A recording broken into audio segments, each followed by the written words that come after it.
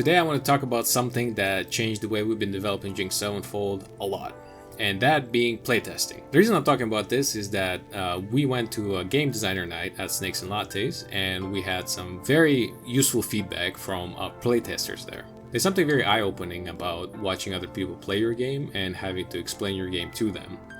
And it's something that you can't exactly get from your own theory crafting ideas and your own internal playtests. One of the biggest takeaways that we got from that playtest is that players really like a lot of, they like to have more decision points and interactivity during their game. At the time, whenever an opponent would play a spirit card, there really was nothing much you could do about it. You just kind of had to sit there and wait until the next turn when the spirit will be summoned, at which point that spirit was free to just bash your face in. And because you had no way to prevent it from being summoned onto the field, that left a lot of players kind of hankering for a way to disrupt that mechanism. Unfortunately, at that point, most of the hexes and other abilities interacted only with the spirits that are already on the field.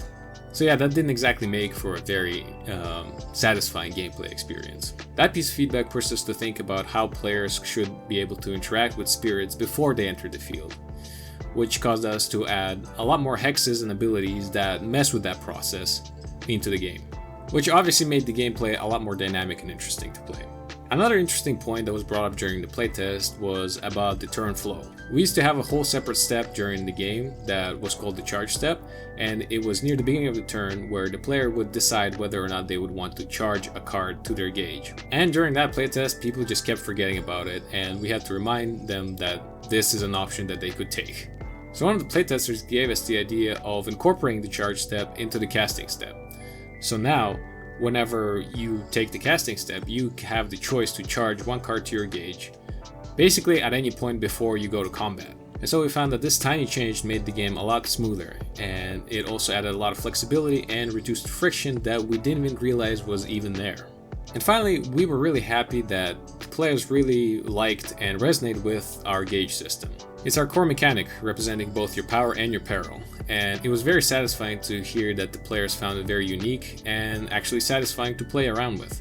So yeah, if you're working on your own card game, or honestly any game, I highly recommend you playtest with other people, not just your own internal playtesting group.